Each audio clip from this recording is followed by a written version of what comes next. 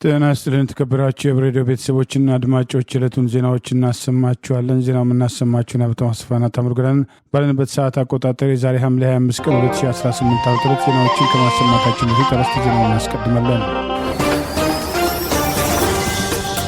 የአገዛዙ ጦር ዝርፊያና የፋኖ መልሶ ማጥቃት እርምጃ፣ የትግራይ ጦርነት መቀስቀስ፣ ኢኮኖሚያዊ ቀውሱና የብር መድከም፣ የመብት ተሟጋቹ ጥሪ፣ አሜሪካና የቪዛ ገደቡ፣ ጦር ወደ ሱዳን፣ የሳውዲ ጸረ ኢትዮጵያ እርምጃ የሚሉና ሌሎችም ወቅታዊ ዜናዎች ያሉን ዝርዝሩን እንሆ።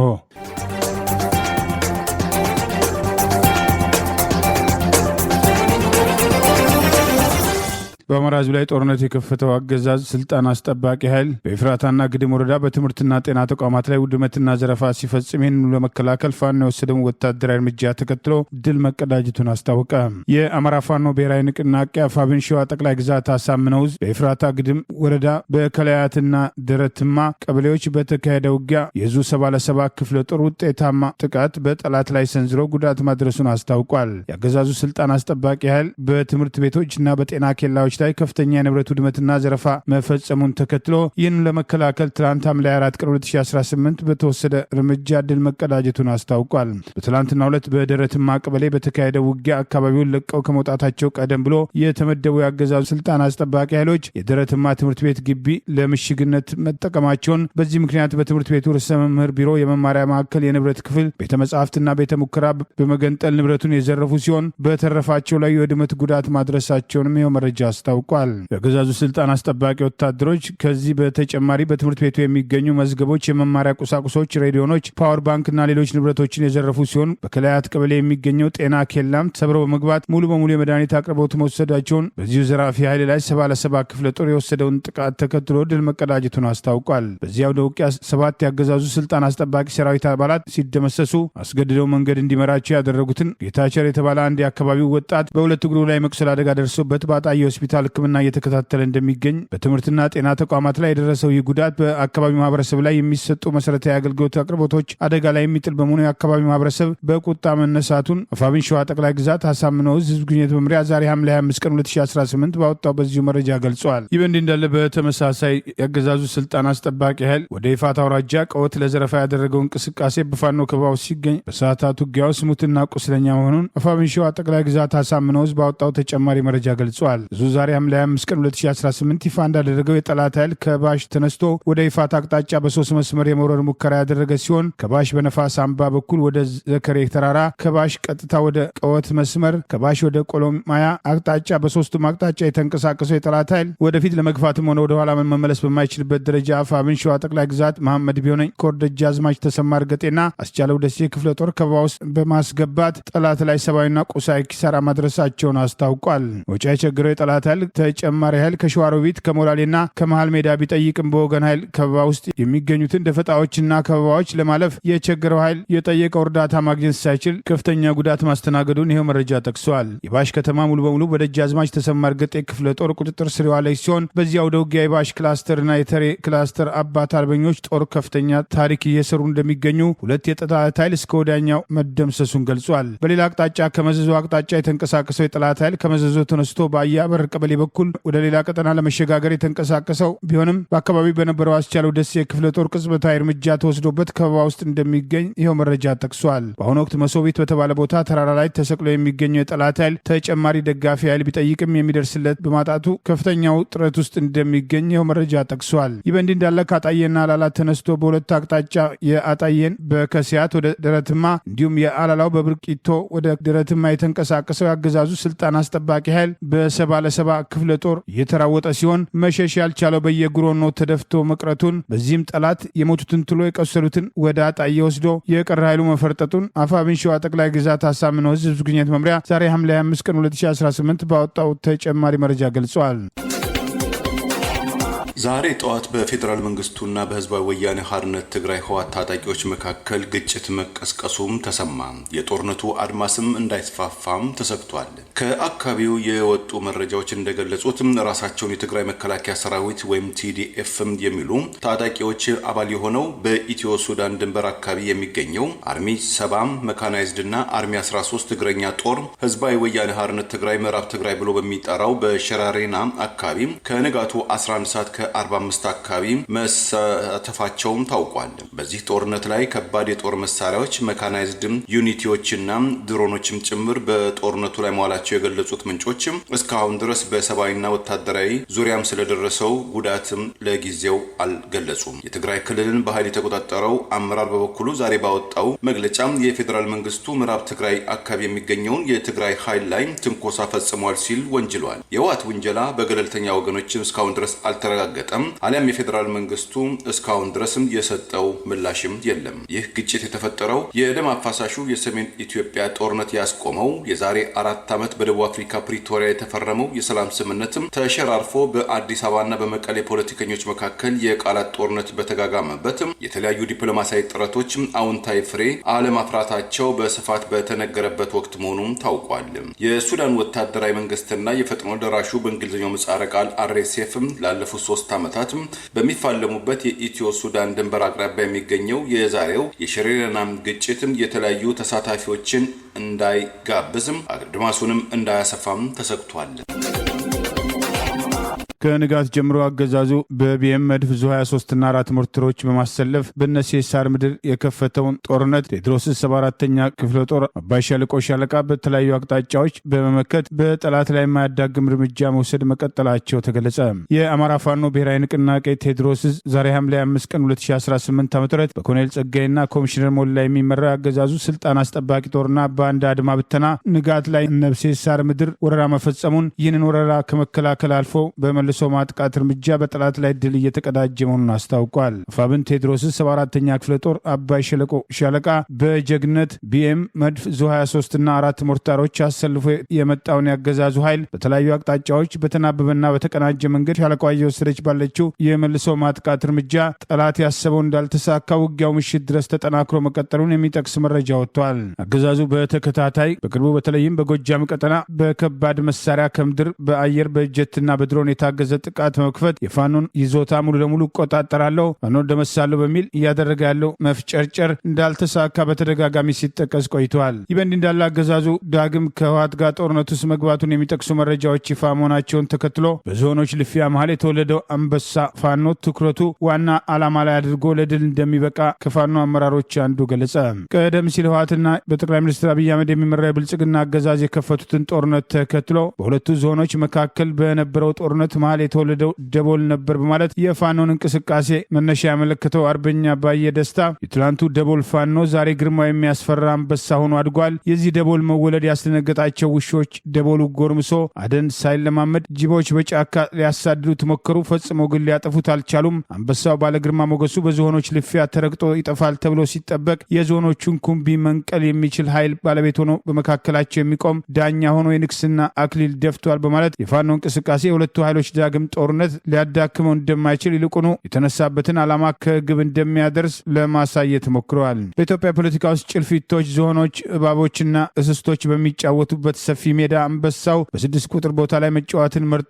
ጨዋታ በእጅጉ ማንበብ የሚችል የቡድኑ የማጥቃትም ሆነ የመከላከል ሚዛን የማስጠበቅ አቅም ያለው እልህና ስሜት የተቀላቀለበትን ፍልሚያ መቋቋም የሚችል ወሳኝ የግብ አጋጣሚዎችን የሚፈጥር አደጋዎችን መመከት የሚችል ጠንካራ ተጫዋች መሆኑን በተከታታይ በነበሩ ግጥሚያዎች አስመስክሯል በማለት የፋኖ ወታደራዊ እንቅስቃሴና ተጨባጭ ሁኔታ በተመለከተ አስተያየቱን አስፍሯል። በጨዋታው መካከል የሚሰጠው ተልዕኮ የራሱ ሜዳ በጥንቃቄ መያዝ ሲሆን በዘላቂነት እስከ ጨዋታው ፍጻሜ ማረጋገጥ ያስችለዋል በማለት በአንድ ጨዋታ ውስጥ በየደቂቃው የጨዋታው ቅርጽ፣ ታክቲክና ቴክኒክ ሊቀያየር ይችላል። በዚህ መሃል ውስጥ ቢሆን የ6 ቁጥር ተጫዋች ተልዕኮ የማይቀየር ነው። የራሱን ግብ አስጠብቆ በተቃራኒው ለማጥቃት የመጣውን ኃይል በመመከት ወደ ማጥቃት ይሸጋግራል በማለት በዞኖች መካከል የነገሰው አንበሳው የ6 ቁጥርን ቦታ በሚገባ ተቆጣጥሯል በማለት አንበሳው ፋኖ በመሃል ሜዳ ላይ የሚንጎማልለው እሱ ነው። የራሱን ግብ በሚገባ አስከብሮ ተቃራኒውን በሚገባው እያጠቃ ይገኛል። አሁን ተጋጣሚውን ላለመሸነፍ የጨዋታውን ታክቲክ ቢቀያይርም አንበሳው ዋንጫውን ለማንሳት የሚያስችሉ ጥቂት ደቂቃዎች እያጠቃ ይገኛል። የሚገርመው የጨዋታው ፍጻሜ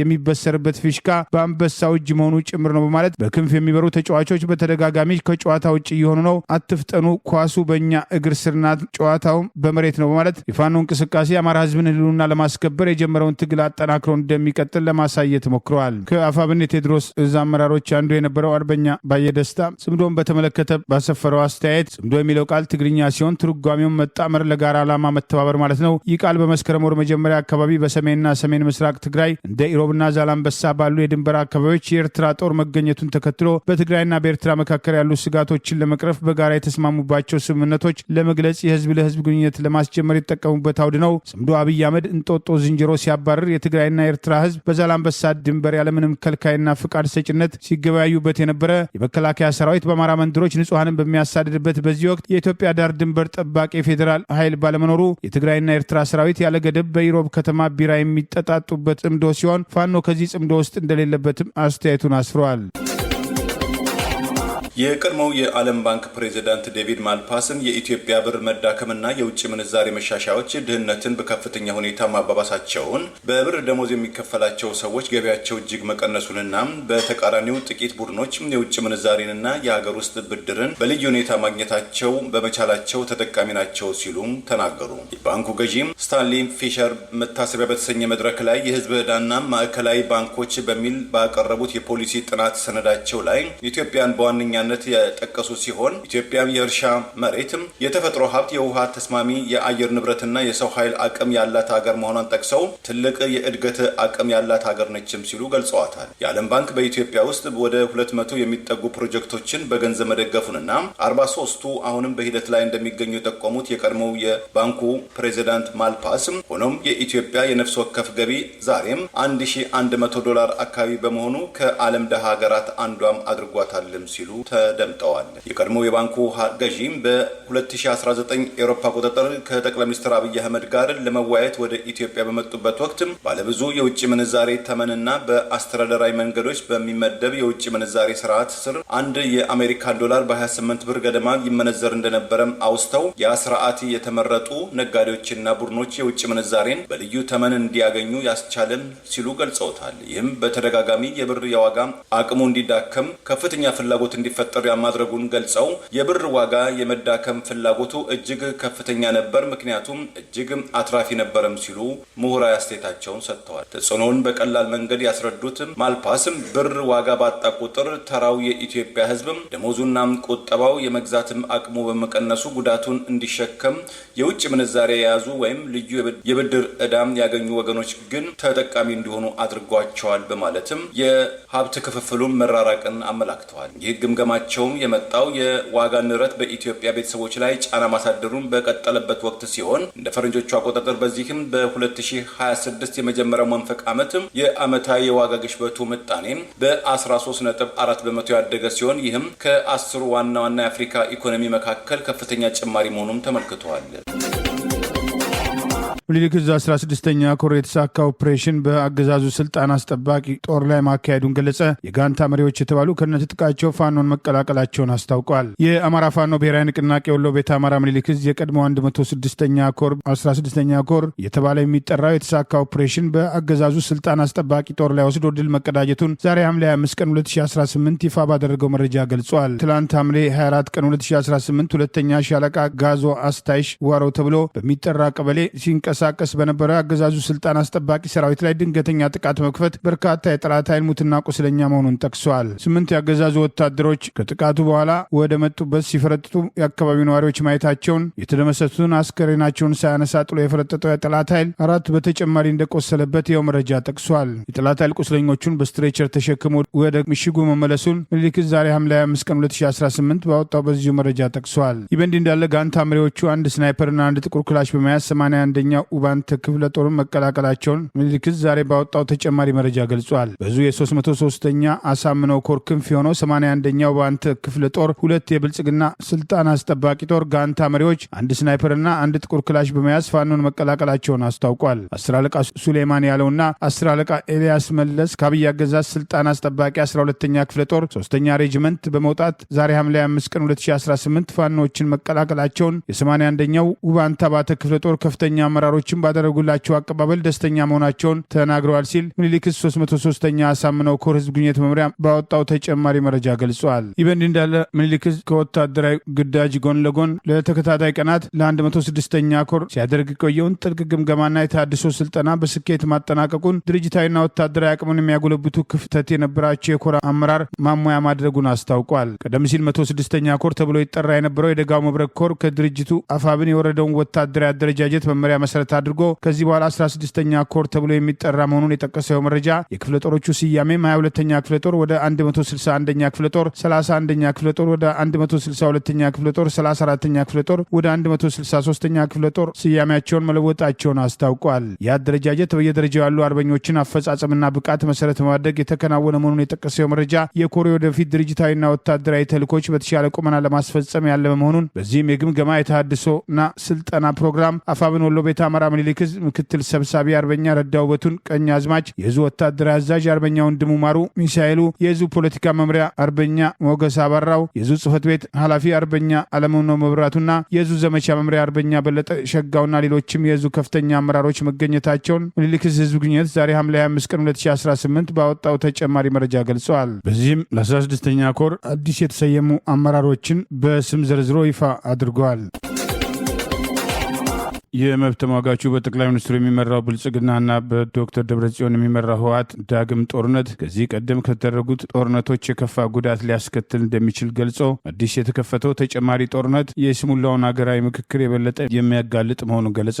በጠቅላይ ሚኒስትር አብይ አህመድ የሚመራው ገዢው ብልጽግና ፓርቲ የተቆጣጠረውን ስልጣን አስጠባቂ ጦር በመያዝ ከህወሓት ጋር ዳግም ጦርነት ማንሳታቸውን የሚጠቅሱ መረጃዎች ከወጡ በኋላ ድርጊቱን በመቃወም የመብት ተሟጋቹ የቀድሞው ኢትዮጵያ ሰብአዊ መብቶች ተሟጋቾች ስብስብ ዋና ዳይሬክተር አቶ ያሬድ ኃይለማርያም አዲስ ጦርነትና ሀገራዊ ምክክር በማለት በአማራ ህዝብ ላይ የተካሄደ ያለውን ጦርነት ጨምሮ በሀገሪቱ እየተካሄደ ካለው ጦርነት በተጨማሪ በአዲስ መልክ ትግራይ ላይ የፈነዳው ጦርነት ምናልባትም እስካሁን ካየነው ጦርነቶች እጅግ ደም አፋሳሽ፣ በቀላሉ የማይቆም ሰፊ የሀገሪቱን ክፍል የሚሸፍን የተጎዳውን የሀገሪቱን ኢኮኖሚ መቀመቅ የሚከትና ሌሎች ሚሊዮኖች የሚያልቁበትና የሚፈናቀሉበት እንደሚሆን ከወዲሁ ይገመታል በማለት ስጋቱን ገልጾ እነዚህን ጦረኞች ህዝቡ ሊታገላቸው እንደሚገባ ጥሪ አቅርበዋል። ከብልጽግና ጠባብ የፖለቲካ አጀንዳ የዘለለ ምንም ሀገራዊ ፋይዳ የሌለው የብሔራዊ ምክክር እየተካሄደ ባለበት በዚህ ወቅት ከወደ ሰሜን የሚሰማው አዲስ የጦርነት መጀመር ዜና ወዴት ሊወስደን ይችላል በሚል ምልከታዬን አካፍላለሁ በማለት የመብት ተሟጋቹ ያሬድ ኃይለማርያም አዲስ ጦርነትና ሀገራዊ ምክክር ባለው የቅዳሜ መልእክቱ እንዳሰፈረው አብይ አህመድ 130 ሚሊዮን የሚሆነውን የኢትዮጵያ ህዝብ እንደ ቂል እንዳላዋቂ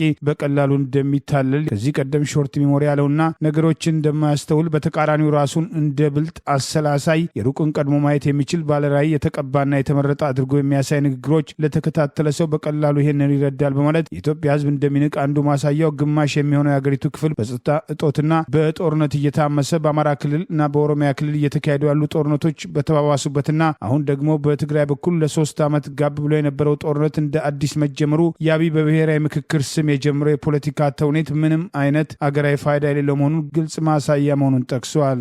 በአንድ ሀገር ብሔራዊ ምክክር የሚካሄደው ግጭቶችን በዘላቂነት ለማስቆም የቆዩ ቁርሾዎችን ለማከም ለተፈጸሙ የመብት ጥሰቶችና ወንጀሎች ተጠያቂነትን ለማስፈን ተበዳዮችን ለመካስ የተወላገዱ ትርክቶችን ለማስተካከል የፈራረሱ ማህበራዊ ትስስሮችን መልሶ ለመካብ የጋራ ብሔራዊ ማንነት ለመፍጠር ሁሉም እኩል የአገር ባለቤትነት ስሜት እንዲኖረው ለማድረግ የተረሱ የማህበረሰብ ክፍሎችና ህዳጣን እኩል ተጠቃሚ የሚያደርግ የኢኮኖሚ ማህበራዊ ፖለቲካዊ ምህዳር መፍጠር መሆኑን አንስተዋል። ዛሬ ኢትዮጵያ በመካሄድ ላይ ያለው ምክክር ከላይ የተጠቀሱት ምክክር እነዚህን ዓላማዎች አንዳቸውኑ ግቦች የማሳካት አቅም እንደሌለው የጠቀሰው የመብት ተሟጋቹ አብይ ካድሬዎቹና መሰሎቹን ሰብስቦ አጀንዳዎቹን ቀርጾ በሚፈልገው መንገድ የሚያካሄደው ምክክር አንዱንም የሀገሪቱን ችግር ሊቀርፍ እንደማይችል ደጋግሜ ብገልጽም ይህ የሰሜኑ ጦርነት ወደ ሌላ ደረጃ አድጎና አፍጥጦ መምጣቱ የበለጠ ማሳያ መሆኑን ጠቅሷል። ዋናው አደጋ ይህ በአዲስ መልክ በጸብ ማግስት እውነተኛ እርቅ ሊኖር የሚችለው ሁለት ጨዋዎች ሲጣሉ ነው። ከሁለቱ አንዱ ወይም ሁለቱም ነውጠኞች፣ አመፀኞች፣ ባለጌዎች ሲሆኑ ግን መቼም እርቅ አይኖርም። በግፊት የመጣ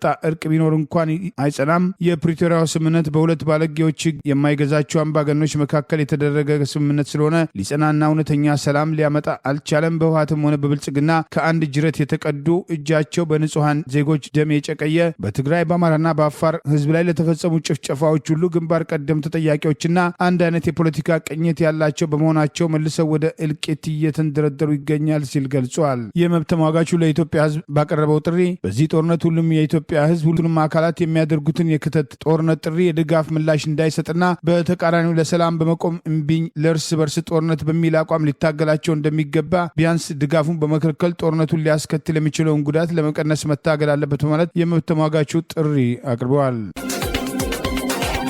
የአሜሪካ አስተዳደር ኢትዮጵያንን ጨምሮ የ50 ሀገራት አመልካቾች ለቪዛ የሚያስይዙትን ገንዘብ በመጨመር ቋሚ ሊያደርገው መሆኑም ተገለጸ። የአሜሪካ የውጭ ጉዳይ መስሪያ ቤትም የበርካታ ሀገራት ዜጎች ቪዛም ሲያመለክቱ ያስይዙት የነበረውን ገንዘብ ከ15000 የአሜሪካን ዶላር ወደ $20000 ከፍ በማድረግ ቋሚ ሊያደርገው መሆኑን ተሰምቷል። መስሪያ ቤቱ በትናንትናው ዕለት በገጹ በለጠፈው ማስታወቂያ መርሃ ግብሩ የቢዝነስና የቱሪስት ወይም በእንግሊዝኛው B1 እና B2 ቪዛም አመልካቾች ላይ ተግባራዊ ይሆናልም ብለዋል። ከተፈቀደላቸው ጊዜ በላይ በአሜሪካ ውስጥ ከቆዩ ገንዘቡ ተመላሽ እንዳይሆን የሚያደርገው ይህ አሰራር ተግባራዊ ይሆንባቸዋል ከተባሉ አብዛኛው ከአፍሪካም ከሆኑ 50 ሀገራት መካከል ኢትዮጵያ፣ ጅቡቲ፣ ናይጄሪያ፣ ሴኔጋል፣ ኡጋንዳ፣ ዚምባብዌ፣ ዛምቢያና ታንዛኒያም ተጠቃሾች ናቸው። ይህ በቀናት ውስጥ ተግባራዊ መሆን ይጀመራል የተባለው የተሻሻለው ፕሮግራም ከቪዛ ጊዜያቸው በላይ የሚቆዩ ጎብኚዎችም ለመከላከል ያለመ መሆኑም ተጠቁመዋል። በመርሃ ግብሩ መሰረት አመልካቾች እንደ ኤምባሲው መኮንኖች ውሳኔ ለቪዛም እስከ $20000 የአሜሪካን ዶላር የሚደርስ ገንዘብ እንዲያስቀምጡ ይጠየቃሉም ተብሏል። አሜሪካ ውስጥ ከቪዛ ጊዜያቸው በላይ ለረጅም ጊዜያት የሚቆዩ ዜጎች ባሏቸው አገራትና ከአገር ውስጥም ሰነዶች ላይ የላላ ቁጥጥር በሚያደርጉ አገራት የቪዛ ማስያዣ የሙከራ መርሃ ግብር ተግባራዊ ማድረግ የጀመረችው ባለፈው ዓመት በነሐሴ ወርም እንደነበረ መዘገባችን ይታወሳል። መርሃ ግብሩ ለ1 ዓመት የሚቆይ የነበረ ሲሆን የተቀመጠለትም ጊዜ መጠናቀቁን ተከትሎም አዲሱ መመሪያም ተግባራዊ መሆኑን ተመልክቷል። በቀናት ውስጥ ተግባራዊ መሆኑ የሚጀምረው የተባለው ይህ አዲስ የቪዛ ማስያዣ ገንዘብ ፕሮግራም ቋሚ እንደሚሆንም ተገምቷል። በተጠናቀቀው የሙከራ መርሃ ግብር መሰረትም አመልካቾችም ከ5000 ከ10000 እስከ 15000 የአሜሪካን ዶላር ድረስም እንዲያስይዙ የተጠየቁ ሲሆን በአዲሱ ፕሮግራም አነስተኛው $5000 ከዝርዝሩ ወጥቶም ከፍተኛው የማስያዣ ገንዘብ ወደ 50000 ከፍ ማለቱም ተመልክቷል። በአዲሱ መርሃ ግብር ከተካተቱት 50 ሀገራት መካከል 30ዎቹ በአፍሪካ አህጉር ውስጥ የሚገኙ ሲሆን ይህም የአሜሪካ አስተዳደር የሚከተለው አፍሪካ ተኮር ፖሊሲም የተሳሳተ መሆኑን አንዳንድ የአፍሪካ የሰብአዊ መብት ተሟጋቾችም አጽንኦትም በመስጠትም ሲከራከሩ መቆየታቸው አይዘነጋም። የትግራይ ሰላም ሰራዊት የሚባለውና ህወሓትን ይወጋል የተባለው በአገዛዙ የሚደገፈውን ኃይል ይመራል የሚባለው የነጌታቸው ረዳ ያቋቋሙት ስምረት ፓርቲ የትግራይ ህዝብ የማይፈልገውና የማይመኘው አዲስ ወታደራዊ ግጭት ዛሬ ሌሊት ተቀስቅሷል ሲል ባወጣው መግለጫ ገለጸ። የጠቅላይ ሚኒስትር አብይ አህመድ የምስራቅ አፍሪካ ጉዳይ አማካሪ ሚኒስትር የተባለውና የቀድሞ የህወሓት ስራ አስፈጻሚና ቃል አቀባይ የትግራይ ክልል ጊዜያዊ አስተዳደር ፕሬዚዳንት የነበረው ጌታቸው ረዳ የሚመራው ስምረት ፓርቲ የትግራይ ህዝብ የማይፈልገውና የማይመኘው አዲስ ወታደራዊ ግጭት ዛሬ ሌሊት ቀስቅሷል። ግጭቱን ማንና መቼ እንደጀመረው ለማወቅ አስቀድሞ ተዘጋጅቶ የወጣው የኋላ ቀሩ ቡድን የህወሓት መግለጫ ከመስማት ይልቅ ገለልተኛ አካላት የሚያደርጉትን የሳተላይት ክትትልና የክትትሉን ውጤት መጠበቅ ተገቢ ነው ሲል ፓርቲው ዛሬ ሐምሌ 5 ቀን 2018 ይፋ ባደረገው መግለጫ ጠቅሷል። የነጌታቸው ቡድን በሜጀር ጀነራል ጻድቃን ገብረትንሳኤ ከኋላ ይመራል የሚባለው የትግራይ ሰላም ሰራዊት የሚባልና እነሱን መልሶ ወደ ትግራይ ወደ ስልጣን ለማውጣት በአገዛዙ የሚደገፍ ወታደራዊ እንቅስቃሴ በአፋር ከትግራይ በሚያዋስን ድንበር ላይ በስፋት ማድረጉ ሲጠቀስ የቆየ ሲሆን ፓርቲው አሁን የተከፈተው ጦርነት በውጭ ኃይሎች ፍላጎትና እቅድ የሚመራና የሚደገፍ ነው በማለት ዛሬ በብልጽግናና ህወሓት መካከል የተነሳውን ጦርነት ተከትሎ አስተያየቱን አስፍረዋል። የጦርነቱ እቅድ በራሳቸው የጦርነት ነጋዴዎች አማካኝነት አስቀድሞ ምስጢሩ ታውቆ ያደረ በመሆኑ እንቅስቃሴው ገና ሳይስፋፋ የሚከሽፍ ነው ያለው ስምረት ፓርቲ የዚህ አላስፈላጊ ግጭትና ግጭት ዋና ሰለባ የመከራው ተቀባይ የሆነ ያለው የትግራይ ወጣት መሆኑ አሳዛኝ ያደርገዋል ሲል ገልጿል። ይህ ቡድን የፕሪቶሪያውን የሰላም ውል በመጣስ የህጋዊን ጊዜያዊ አስተዳደር ስልጣን በኃይል ገልብጦ ህገወጥ አስተዳደር መመስረቱ ሳያበቃ አሁን ደግሞ ግዛታዊ አንድነት ማስከበር በሚል ሽፋን በውጭ ኃይሎች ተመክቶ አዲስ ጦርነት ደግሷል በማለት ዛሬ የተቀሰቀሰውን ጦርነት አስታኮ ስምረት ፓርቲ ባወጣው በዚሁ መግለጫ ጠቅሷል። በአገዛዙና ህወሓት በኩል የጦርነት ቅስቀሳዎች የነበሩ ቢሆንም ስምረት ፓርቲ ቀደም ሲል በተለያዩ መድረኮች ሲያካሂዷቸው የነበሩ የዛቻና የትምክት መግለጫዎች ቡድኑ ለጦርነት የነበረው ከፍተኛ ፍላጎትና ጉጉት የሚያሳዩ በቂ ማስረጃዎች ናቸው ማለት ህወሓትን ብቻ ተጠያቂ በማድረግ በመግለጫው ወቅሷል። ጌታቸው ረዳም ሆነ የህወሓት መሪዎች ወልቃይትና ራያን በተመለከተ ያላቸው አመለካከት አንድ ቢሆንም ጌታቸው የዘር ማጥፋት ፈጽሟል ካሉት አብይ አህመድ አገዛዝ ጋር ግንባር ፈጥረው ወደ ትግራይ ወደ ስልጣን ለመመለስ የሚያደርጉት እንቅስቃሴ ህወሓት ጋር በተገባበት አዲስ ጦርነት አቅጣጫ የሚወሰን መሆኑን የሚጠቅሱ ወገኖች ስምረት ፓርቲ ከኋላ የትግራይ ሰላም ሰራዊት የሚባለውን እየደገፈ በሌላ በኩል ጦርነት እቃወማለሁ ቢል በትግራይ ያለው ተቀባይነት ዋጋ አጥቷል የሚሉ ወቀሳዎች ከዚህ ቀደም በተደጋጋሚ ከህወሓት ደጋፊዎች በኩል ሲቀርብ መቆየቱ አይዘነጋም። ጌታቸው ረዳ የኤርትራ መንግስትን ህወሓት በመተማመን የከፈተው ጦርነት መሆኑን ይህንን ጦርነት ለመክፈት ዝግጅት ሲያደርግ መቆየቱን ደጋግመው ሲገልጹ መቆየታቸው አይዘነጋም። ጌታቸው ረዳ ወደ አዲስ አበባ ሸሽቶ ከመጣና የጠቅላይ ሚኒስትሩ የምስራቅ አፍሪካ አማካሪ ከሆነ በኋላ በጦርነቱ ወቅት ጠቅላይ ሚኒስትሩን በተመለከተ ይሰጣቸው የነበሩ አስተያየቶችና የፌዴራል መንግስቱ ያለው በጠቅላይ ሚኒስትሩ የሚመራው አስተዳደር በትግራይ ጦርነት ወቅት የፈጸማቸውን የዘር ማጥፋት እርምጃዎችና የጦር ወንጀሎችን ወደ ጎን በማድረግ ከስልጣን ያባረሩት ጓዶቹ ላይ ብቻ በማተኮሩ ተአማኒነቱ ላይ ጥያቄ ጥሏል የሚሉ ወቀሳዎችና አንዳንዶችም በክህደት ሲፈርጁት ቆይተዋል። ይህኑ ስምረት ቡድን ከጀርባ ከሚመሩት አንዱ ሜጀር ጀነራል ጻድቃን ገብረትንሳኤ ከህወሓት ጋር ጦርነት ከዚህ ቀደም በነበረበት ወቅት ከዚህ በኋላ ከማን ጋር ነው የምንደራደረው ጦርነቱ አልቋል ሊሉ የነበረበት የተሳሳተ ግምገማን የሚያስታውሱ ወገኖች ሰሞኑን ጦርነት ከተጀመረ በአጭር ጊዜ ውስጥ ድል እንቀዳጃለን በማለት የሰጡት አስተያየትና በህወሓትና ደጋፊዎቹ በኩል ጦርነቱ የተጀመረው ከጠቅላይ ሚኒስትሩ አገዛዝ በኩል መሆኑን በስፋት እየገለጹ ይገኛል። የኢትዮጵያ መከላከያ ሰራዊት ከሱዳን ድንበር አቅራቢያ ወደምትገኘው ኡምባራኪትም ድንበር መዝለቁም ተሰማም። መረጃው በገለልተኛ ወገኖች እስካሁን ድረስ አልተረጋገጠም። አፍቃሪ የሱዳን መከላከያ ሰራዊት የሆነው ሱዳን ኤኮም ቅርበት ያላቸው ምንጮች ነገሩኝ በማለት ዛሬ እንዳዘገበው የሱዳን መከላከያ ሰራዊት በተባበሩት አረብ ኤሚሬት ይደገፋል በሚባለው የተቃዋሚው የሱዳን ፈጥኖ ደራሽ ኃይል ወይም አርኤስኤፍ ሚሊሻዎች ላይ በሰሜናዊ ኮርዶፋን ግዛት መጠነ ሰፊ ወታደራዊ ድል መቀዳጀቱ በሚነገርበት በዚህ ወቅት የኢትዮጵያ መከላከያ ሰራዊት በምስራቅ ሱዳን ድንበር በምትገኘው ኡምባራኪት ግዛት ዘልቆ ገብቷልም ብሏል። ይህም ወታደራዊ እንቅስቃሴ የሱዳን ጦር የዛሬ 6 ዓመት በኃይል ከወሰደው የኢትዮጵያው የአልፋሽካ ለም መሬት አካባቢ ዳግም ወታደራዊ ፍጥጫ ሊፈጥር ይችላል የሚል ስጋት አይሏልም ሲል ዘገባው አትቷል። የኢትዮጵያ መንግስት ለአርኤስኤፍ ሚሊሻዎችም የድሮንና የከባድ የጦር መሳሪያዎችን ጭምር ወታደራዊና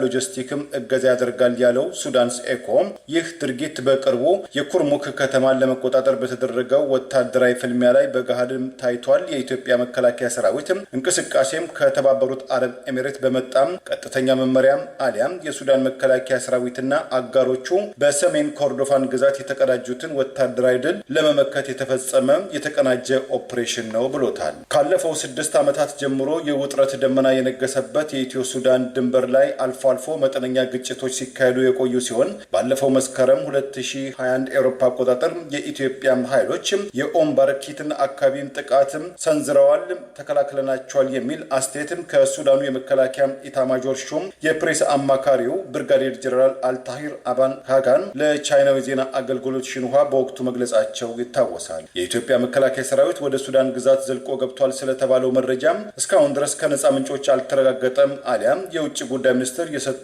ማረጋገጫ አሊያም ማስተባበያም የለም። በሳውዲ አረቢያ 200 የሚደርሱ ኢትዮጵያን የሞት ፍርድ አፈጻጸም በመጠባበቅ ላይ መሆናቸው መነጋገሪያ ሆኗል። የሀገሪቱ መንግስት በስደተኞች ላይ እየወሰደ ያለው የሞት ቅጣት እርምጃ ከጊዜ ወደ ጊዜ እየጨመረ መምጣቱን የሚያሳዩ ሪፖርቶችም ወጥተዋል። በሳውዲ አረቢያ በሚገኙ ማረሚያ ቤቶች ውስጥ እስከ 200 የሚደርሱ ኢትዮጵያውያን ዜጎች የተበየነባቸውን የሞት ፍርድ አፈጻጸም በመጠባበቅ ላይ እንደሚገኙና ከፍተኛ ስጋት ላይ መውደቃቸውን ይህም በሳውዲ አረቢያ በስደት ላይ በሚገኙ የውጭ ሀገር ዜጎች ላይ እየተሰጠ ያለው የሞት ፍርድ ውሳኔ በከፍተኛ ሁኔታ ከጊዜ ወደ ጊዜ እየጨመረ መምጣቱ ማሳያ ነው ተብሏል። የሳውዲ መንግስት በቅርብ በሞት የቀጣቸው 3 ኢትዮጵያውያንን ጨምሮ በተለያዩ ጊዜያት የሞት ቅጣት የበየነባቸው ኢትዮጵያውያንን አስታኮ የተለያዩ ዓለም አቀፍ የሰብአዊ መብት ተሟጋቾች ጭምር ድርጊቱን በመኮንን መግለጫ ያወጡ ቢሆንም ዛሬም ድረስ ድርጊቱ አለመቆሙና ሌሎች 200 የሚደርሱ ኢትዮጵያውያን የሞት ፍርድ የሚጠብቁ መሆናቸው ስጋት ላይ ወድቀዋል። ቢቢሲ ትግርኛ የምስክሮችን ቃል መሰረት አድርጎ ያወጣውን ዘገባ የጠቀሱ መረጃዎች በሳውዲ አረቢያ እስር ቤቶች ውስጥ የሚገኙ በርካታ የሞት ፍርድ የተበየነ የተበየነባቸው ኢትዮጵያውያን የደረሰባቸውን በደልና ያለፉበትን አስቸጋሪ ሁኔታ ለዓለም አቀፉ ማህበረሰብ ለማሳወቅ ከእስር ቤት የሞባይል ስልክ በመጠቀም መረጃ አቀብለዋል። ዓለም አቀፍ ጋዜጠኞች ፍርዱ ከተበየነባቸው ኢትዮጵያውያን መካከል ከ7ቱ እስረኞች ጋር በቀጥታ በስልክ የተነጋገሩ ሲሆን በደርዘን የሚቆጠሩ ወገኖቻቸው የሞት ፍርድ አፈጻጸም በመጠባበቅ ላይ እንደሚገኙም አስታውቀዋል። በኢትዮጵያ ዜጎች ላይ የሚበየነው የሞት ፍርድ ቁጥር በከፍተኛ ሁኔታ መጨመሩን የሚያሳይ መሆኑን የጠቀሰው መረጃ ዓለም አቀፉ የሰብአዊ መብት ተሟጋች ድርጅት አምነስቲ ኢንተርናሽናል ይፋ ባደረገው መረጃ መሰረት እንደ አውሮፓ አቆጣጠር በ2024 ዓ.ም በሳዑዲ አረቢያ የሞት ፍርድ የተፈጸመባቸው ኢትዮጵያውያን ቁጥር 2 የነበረ ሲሆን እንደ አውሮፓ አቆጣጠር በ2025 ቁጥሩ በከፍተኛ ሁኔታ ጨምሮ ወደ 35 መድረሱን፣ በአሁኑ ወቅት በሳዑዲ ልዩ ልዩ ማረሚያ ቤቶች ውስጥ እስከ 200 የሚደርሱ ኢትዮጵያውያን በሞት ፍርድ ጥላ ስር እንደሚገኙ የሰብአዊ መብት ተሟጋች ድርጅቶች ሁኔታውን ይፋ አድርገው ድርጊቱ እንዳይፈጸም አስጠንቅቀዋል። የሰብአዊ መብት ተሟጋቾች ቡድንና ዓለም አቀፍ ታዛቢዎች በሳዑዲ የፍትህ ስርዓት ውስጥ የሚያልፉ ስደተኞች ህጋዊ ወኪል፣ ጠበቃ የማግኘት አስተርጓሚ የማግኘትና የችሎት ሂደቶችን ግልጽነት ማጣት ላይ ደጋግመው ስጋታቸውን ሲገልጹ የቆዩ ሲሆን በከፍተኛ ሁኔታ የጨመረው የሞት ቅጣት የሰብአዊ መብት ተሟጋቾች ኢትዮጵያ በዲፕሎማሲው መንገድ ጣልቃ እንዲገባ፣ የህግ ድጋፍ እንዲያገኙ የበኩሏን አስተዋጽኦ ልታደርግ ይገባል የሚሉ ወቀሳዎችና አስተያየቶችም ተከትለው ቀርበዋል። በሳዑዲ ያለው የፍትህ ስርዓት ኢትዮጵያኑ ተጠርጥረውበታል በተባለው ወንጀል ነጻ ሆነው የመከራከር መብት የሌላቸው፣ ጠበቃ ማቆም የማይችሉ፣ የቀረበባቸው ክስ በመጨረሻ ፍርድ ሆኖ ህይወታቸውን የሚያሳጣቸው መሆኑ በተደጋጋሚ ድረሱልን በሚል ጥሪ ሲያቀርቡ መቆየታቸው አይዘነጋም። በሳዑዲ ውስጥ ከሞት ፍርደኞች በተጨማሪ በሺ የሚቆጠሩ ኢትዮጵያውያን በልዩ ልዩ እስር ቤቶች ውስጥ ከመኖሪያ ፈቃድ ጋር ተያያዥ በሆኑ ጉዳዮች ጭምር በእስር ሲማቅቁ መቆየታቸው አይዘነጋም። የሶማሊያው ፕሬዝዳንት ሐሰን ሼክ መሐመድ የኬንያ ፓስፖርት የያዙ የካቢኔ አባላቶቻቸው ፓስፖርታቸውን እንዲመልሱም አሊያም ስልጣናቸውን እንዲለቁ ትዕዛዝ ማስተላለፋቸው ተሰማ። በሳምንቱ ማብቂያ መቃዲሾ ውስጥ የካቢኔት አባላት ስብሰባ የጠሩት ፕሬዝዳንት ሐሰን በሶማሊያ መንግስት ውስጥ በሚኒስተርነትና በካቢኔት የሚገኙ የኬንያ ፓስፖርት ባለቤት የሆኑ የካቢኔት አባላት የኬንያ ፓስፖርታቸውን ወይም የጉዞ ሰነዳቸውን እንዲመልሱ አሊያም ከኃላፊነታቸው እንዲነሱ ትዕዛዝም አስተላልፈዋል። የሶማሊያ የካቢኔ አባል ለመሆን የሶማሊያ ፓስፖርት መያዝ ያስፈልጋል የሚለው የፕሬዝዳንቱ ትዕዛዝ ከአንዳንድ የሶማሊያ ሚኒስትሮች በኩል ከፍተኛ ተቃውሞና ክርክር ማስነሳቱም ተዘግቧል። እነዚህ የተቃውሞ ድምጾች የተነሱትም የሶማሊያ ህገ መንግስት የጥምር ዜግነት ወይም ዱዋል ሲቲዝንሺፕ ስለሚፈቅድም የሶማሊያ ሚኒስትሮችም የዚህ እድል ተቋዳሾች መሆናቸውን በመጥቀስም ፕሬዝዳንቱን ተከራክራቸዋል። ይህ የኬንያ ፓስፖርትም አስረክቡ አሊያም ስልጣን ልቀቁ ቀጭን የፕሬዝዳንቱ ትዕዛዝ ምን ያህል ተግባራዊ ይሆናል አሊያስም የኬንያ ፓስፖርት የያዙ የሶማሊያ ሚኒስትሮች በስልጣን ላይ ይቆያሉ አሊያም ይሰናበታሉ የሚለው ጥያቄም አነጋጋሪ መሆኑም ታውቋል። አዲሱ የፕሬዝዳንት ሐሰን ሼክ መሐመድ መመሪያም የመጣው በቅርቡ ደርዘን የሚቆጠሩ የኬንያ ፓስፖርት የያዙ የሶማሊያ ሚኒስትሮች በኬንያ ድንበርና የጉምሩክ ባለስልጣናት የመግቢያ ቪዛም ተከልክለው በመጡበት ወደ መቃዲሾ እንዲመለሱ መደረጋቸው ከተነገረም ከተሰማም በኋላ መሆኑም ታውቋል። በተለያዩ አጋጣሚዎችና ማጭበርበሪያዎች የኬንያ ፓስፖርትና የጉዞ ሰነዶችን ይዘዋል ተብለው በሚጠረጠሩ የውጭ ሀገር ዜጎች ላይ የኬንያ መንግስት አዲስ ምርመራና ማጣሪያም እንደሚጀምርም ከናይሮቢ የወጡ መረጃዎች ገልጸዋል። የሶማሊያና የኬንያ የውጭ ጉዳይ ሚኒስትሮች በመካከላቸው የተፈጠረውን ሰሞነኛ ዲፕሎማሲያዊ ክፍተትን ለመጠገን በቅርቡ የጋራ ስብሰባ ናይሮቢ ውስጥ ማካሄዳቸው መዘገባችን አይዘነጋም። የሳውዲ አረቢያ መንግስት በአንድ ሳምንት ውስጥ ከ14,000 በላይ ህገወጥ ስደተኞችን በቁጥጥር ስር አውያለሁ አለም። አብዛኞቹ ኢትዮጵያንና የመናውያን መሆናቸውን ገልጿል። የሳውዲ የአገር ውስጥ ጉዳይ ሚኒስትር ዛሬ ባወጣው መግለጫ ካለፈው ሐምሌ ወይም ከፈረንጆቹ ጁላይ 23 እስከ ሐምሌ ወይም ጁላይ 29 2026 የአውሮፓ አቆጣጠር ለአንድ ሳምንት ባካሄደው የጸረ ስደተኞች አፈሳ ኦፕሬሽን 14,154 የመኖሪያ ፈቃድ የሌላቸው ድንበር አሳብረው ወደ ሳውዲ የገቡ ያላቸውን የውጭ አገራትን ስደተኞችን በቁጥጥር ስር መዋሉን አስታውቋል። እንደ ሚኒስቴር መስሪያ ቤቱ መግለጫ በቁጥጥር ስር ከዋሉት መካከል 54 ከመቶ ያህሉ የመናውያን ሲሆኑ 45 ከመቶ የኢትዮጵያ ዜጎች ያላቸውና 1 ከመቶ የተለያዩ አገር ዜጎች መሆናቸውም ተገልጿል። ከዚህ ጋር በተያያዘ 23 ሰዎች የሳውዲን ግዛት በህገወጥ መንገድ ለቀው ለመውጣትም ሲሞክሩ መያዛቸውን የገለጸው ሚኒስቴር መስሪያ ቤቱ 17 ሰዎች ህገወጥ ሰዎችን በማጓጓዝ በማጓጓዛቸው በማስጠለላቸው የስራና የመኖሪያ ዋስትና በመስጠታቸው በቁጥጥር ስር ውለዋልም ብሏል። በአሁኑ ወቅትም 30,679 ህገወጥ የተባሉ ወንዶችና ሴቶች በቁጥጥር ስር ውለዋል ያለው የሳውዲ መንግስት ጉዳያቸውን በህግ አግባብ እየታየ መሆኑን ገልጾ 17,903 ያህሉ በአገራቸው ኤምባሲዎችና ቆንጽላዎች አማካኝነት የጉዞ ሰነድ ተዘጋጅቶላቸው ወደ አገራቸው እንዲመለሱ እየተዘጋጀ መሆኑን ጠቅሷል። 12,613 ሰዎች ደግሞ ወደ መጡበት መባረራቸውን ይኸው ሚኒስቴር መስሪያ ቤቱም ገልጿል። 1,000 የሚጠጉ ኢትዮጵያን ስደተኞች በቅርቡ ወደ አገራቸው ያባረረው የሳውዲ አረቢያ መንግስት ከደርዘን በላይ ኢትዮጵያን ተገን ጠያቂዎችን ከአደንዛዥ እጽ ጋር በተያያዘ በቅርቡ መግደሉን፣ ወደ 200 የሚጠጉ ወገኖችም ዛሬ የሞት ፍርዳቸውን ይጠብቃሉ መባሉ አገር አቀፍና ዓለም አቀፍ ተቃውሞ ማስነሳቱን መዘገባችን ይታወሳል። ለዛሬ ያሉን ዜናዎች እነዚህ ናቸው። ዜናውን ስታደምጡ ለቆያችሁ የህብር ሬዲዮ ቤተሰቦችና አድማጮች ምስጋናችን ድረሳችሁ። የህብር ሬዲዮ ኦፊሻል ዩቲዩብ ቻናላችንን ሰብስክራይብ ያላደረጋችሁ ሰብስክራይብ በማድረግ በተጨማሪም የደውል ምልክቱን በመጫን የህብር ሬዲዮ ቤተሰብ እንድትቀላቀሉ በአክብሮት እንጋብዛለን። እንደ ወትሮ ሁሉ የህብር ሬዲዮ ቤተሰቦች ፕሮግራሞቻችንን ላይክ በማድረግ ሼር በማድረግ አስተያየቶቻችሁን በመስጠት አብሮነታችሁን ትገልጹ በአክብሮት እንጠይቃለን። በድጋሚ እናመሰግናለን። ጤና ይስጥልን። ቸር እንቆይ።